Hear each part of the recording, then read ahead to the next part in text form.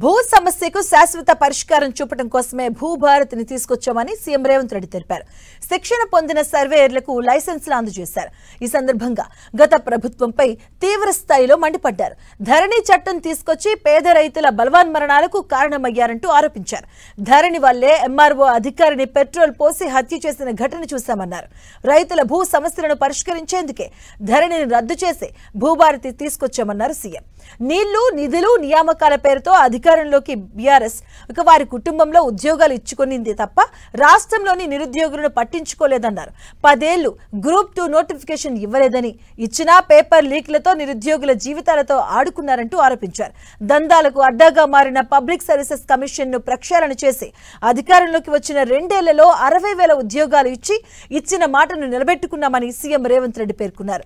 రానున్న రోజుల్లో గ్రూప్ 4 ఉద్యోగులకు కూడా నియామక పత్రాలు అందజేస్తామన్నారు.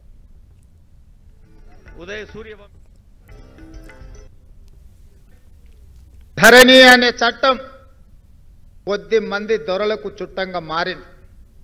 ఈ ధరణి దరిద్రం ఒక ఎంఆర్ఓను పెట్రోల్ పోసి తగలబెట్టిన చరిత్ర ఈ తెలంగాణలో ఉంది. ఈ ధరణి దరిద్రం ఇబ్రహీంపట్నం ప్రాంతంలో జంట హత్యలకు కారణమైంది. ఈ రకంగా ధరణి దోపిడీ గురించి, ధరణి చట్టాన్ని అడ్డం పెట్టుకొని ఈ భూమి మీద ఆధిపత్యం చెలాయించి దోచుకోవాలనుకున్న దొరలకు మొన్న జరిగిన ఎన్నికల్లో ప్రజలు గుణపాఠం చెప్పి బంగాళాఖాతంలో విసిరేసిండ్రు. ఇందిరమ్మ రాజ్యంలో ఇచ్చిన అగ్రికల్చర్ సీలింగ్ యాక్ట్ ద్వారా లక్షలాది ఎకరాల భూములు జాగీర్దారుల ద్వారా జమీందారుల దగ్గర ఉన్న భూములను ఆనాటి కాంగ్రెస్ ప్రభుత్వం సేకరించి దాదాపుగా 25 లక్షల ఎకరాల భూములను దళితులకు, గిరిజనులకు, పేదవాళ్లకు పంచిపెట్టిన చరిత్ర ఈ తెలంగాణ రాష్ట్రంలో కాంగ్రెస్ పార్టీకి ఉన్నది. ఇదే కాదు, గిరిజనులు, ఆదివాసీలు అటవీ ప్రాంతంలో భూమి హక్కులు లేకుండా భూమిలో వ్యవసాయం చేసుకుంటుంటే అటవీ శాఖ అధికారులు వాళ్ళ మీద దాడులు చేసి కేసులు పెడుతున్నప్పుడు 2006 అటవీ హక్కుల చట్టాన్ని తీసుకొచ్చి పోడు భూముల పట్టాలు 10 లక్షల ఎకరాలకు తెలంగాణ రాష్ట్రంలో ఇచ్చిన చరిత్ర ఈ ప్రభుత్వం. నీళ్లు, నిధులు, నియామకాలని చెప్పి 10 సంవత్సరాలు అధికారంలోకి వచ్చిన వాళ్ళు ఈనాడు సమస్యలను పరిష్కరించకపోవడం ఇంకా చిక్కుముళ్ళుగా తయారని, నియామకాలు జరగలేదు. వాళ్ళ కుటుంబంలో జరిగిన నియామకాల గురించి నేను చెప్పవలసిన అవసరం లేదు.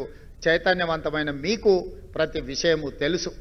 కరీంనగర్, నిజామాబాద్లో ఓడిపోతే తక్షణమే కుటుంబ సభ్యులకు నియామక పత్రాలు అందించారు, కానీ తెలంగాణ రాష్ట్రంలో ఖాళీలు ఉన్న ప్రభుత్వ ఉద్యోగాలు భర్తీ చేయలే. నోటిఫికేషన్లు ఇవ్వరు. ఇచ్చిన నోటిఫికేషన్లకు పరీక్షలు పెట్టరు. ఒకవేళ పరీక్షలు పెడితే ఆ పరీక్షల యొక్క ప్రశ్న పత్రాలు జిరాక్స్ సెంటర్లలో పల్లి బఠానీలుగా అమ్మే పరిస్థితి. ఒక మంచి పరిపాలనకు, ప్రభుత్వ వ్యవస్థకు మంచి పేరు తేవాల్సిన తెలంగాణ పబ్లిక్ సర్వీస్ కమిషన్ ఒక రిహాబిలిటేషన్ సెంటర్గా అక్కడ దందాలకు అడ్డాగా మారింది. అందుకే ఈ ప్రభుత్వం వచ్చిన తర్వాత తెలంగాణ పబ్లిక్ సర్వీస్ కమిషన్ని ప్రక్షాళన చేసినాం. నూతన చైర్మన్లను, సభ్యులను నియమించినాం. మొదటి సంవత్సరంలోనే 60,000 ప్రభుత్వ ఉద్యోగ నియామకాలు చేపట్టి మాకు ఉద్యోగ ప్రమాణ స్వీకారం చేసినామో అక్కడనే మొదటి సంవత్సరంలో ఈ 60,000 ప్రభుత్వ ఉద్యోగ నియామక పత్రాలు అందించి 4 కోట్ల తెలంగాణ ప్రజల సాక్షిగా మొదటి సంవత్సరంలో 60,000 ఉద్యోగ నియామకాలు ఇచ్చినాం.